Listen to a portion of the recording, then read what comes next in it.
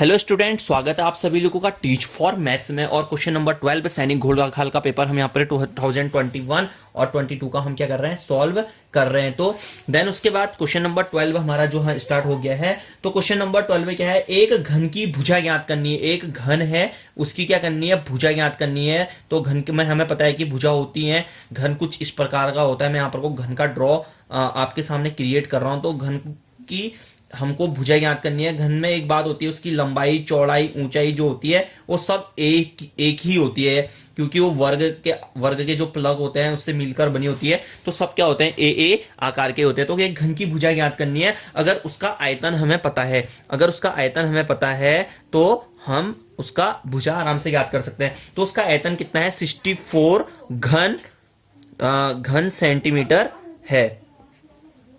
उसका जो आयतन है वो क्या है, घन सेंटीमीटर है। तो हमको उसकी भुजा ज्ञात करनी है। तो आपको बता देता हूं, जो घन का आयतन होता है उसका फॉर्मूला क्या होता है। घन का आयतन का फॉर्मूला,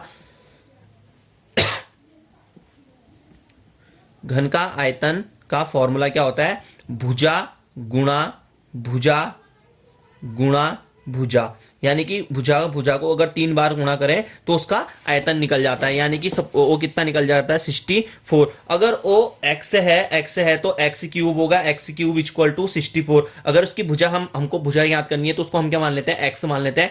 x कितना हो गया, x क्यूब हो गया। मल्टीप्लाई कर रहे हैं तो x क्यूब हो जाएगा।